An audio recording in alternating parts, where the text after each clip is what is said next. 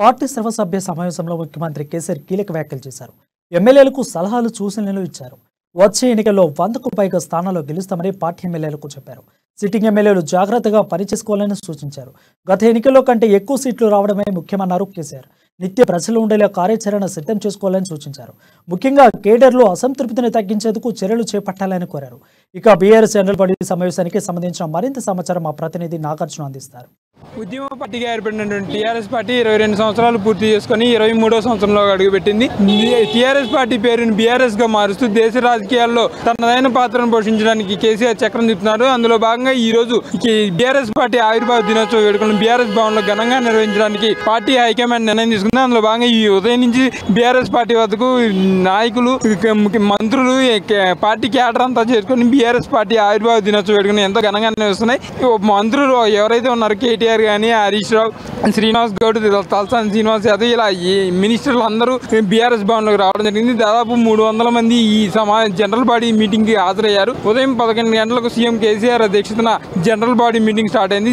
ఏదో పార్టీ ఆఫీసులో ఏర్పాటు చేసిన జెండాను ఆవిష్కరించిన తర్వాత తెలుగు తల్లి విగ్రహానికి నివాళులు అర్పించి తర్వాత జనరల్ బాడీ మీటింగ్ స్టార్ట్ అయింది. ఈ జనరల్ బాడీ మీటింగ్ లో మొదటగా కేశవరావు ఎవరైతే ఉన్నారో ఆయన స్పీచ్ తర్వాత సీఎం కేసీఆర్ స్పీచ్ ప్రారంభమైంది. సీఎం కేసీఆర్ స్పీచ్ తర్వాత పార్టీ మినిస్టర్ ఎవరైతే ఉన్నారో కేటీఆర్ కొన్ని తీర్మానాలను ప్రవేశపెట్టడం జరిగింది. ఈ జనరల్ బాడీ మీటింగ్ లో సీఎం కేసీఆర్ కొంతమంది నాయకులను ఉద్దేశించి కొన్ని వ్యాఖ్యలు చేయడం అయితే జరిగింది. ఎవరైతే సిట్టింగ్ ఎమ్మెల్యేలు ఎవరైతే ఉన్నారో వీళ్ళందరూ పనితీరును మెరుగుపరుచుకోవాలి. ఎన్నిసార్లు చెప్పినా కూడా మీ పనితీరు మెరుగుపరుచుకోకపోవడంతో వ్యవహారం అధిష్టానం చాలా సీరియస్ గా తీసుకుందని, ఎవరైతే ఇలా పార్టీకి వ్యతిరేకంగా కానీ లేదంటే అధినాయకత్వం ఆర్డర్స్ పాటించకుండా ఇలా వ్యతిరేకంగా ప్రజలకి అందుబాటులో లేకుండా వచ్చే ఎలక్షన్ లో గెలవము అన్న సర్వేలు ఏవైతే వచ్చినాయో వాళ్ళందరికీ సీఎం కేసీఆర్ అధ్యక్షున క్లాస్ పీకడం అయితే జరిగింది. ముఖ్యంగా సీఎం కేసీఆర్ ఇక్కడ ఎవరైతే సింగ్ ఎమ్మెల్యేలు ఎవరైతే ఉన్నారో వాళ్ళందరికీ సీరియస్ వార్నింగ్ ఇవ్వడం అయితే జరిగింది. ఈ సమావేశంలో ముఖ్యమంత్రి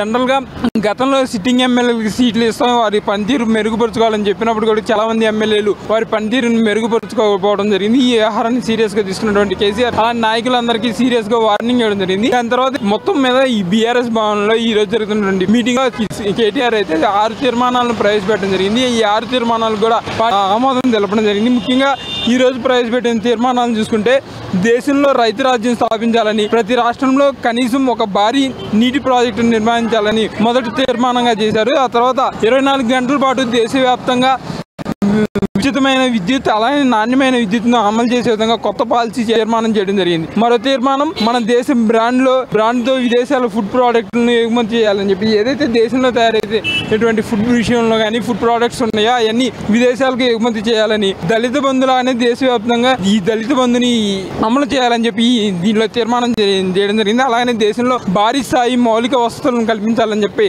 తీర్మానం కూడా ప్రవేశపెట్టడం జరిగింది. దేశంలో ద్వేషాన్ని విడిచి ప్రశాంతంగా దేశ పౌరులందరూ కులాలకు మతాలకు అతీతంగా అందరూ కలిసిమెలిసి ఉండాలని చెప్పి ఇంకో తీర్మానం చేయడం జరిగింది. అలాగే దేశంలో గుణాత్మక మార్పు కోసం బీఆర్ఎస్ ప్రణాళికలు, అదేవిధంగా అండర్ గ్రౌండ్ పాలసీ ఏదైతే దేశ రాజకీయాల్లో చక్రం తిప్పాలనుకుంటున్నారో దానికి సంబంధించి ప్రతి విషయాన్ని కూడా కేసీఆర్ చాలా జాగ్రత్తగా దగ్గరుండి చూసుకుంటున్నారు. అలానే దేశ రాజకీయాల్లో సరికొత్త చరిత్ర సృష్టించాలని చెప్పి బీఆర్ఎస్ పార్టీగా దేశంలో అన్ని ప్రాంతాలకు విస్తరించాలి, దాని గురించి ప్రత్యేకమైనటువంటి ప్రణాళికలతో సీఎం కేసీఆర్ ముందుకెళ్తున్నారని చెప్పొచ్చు.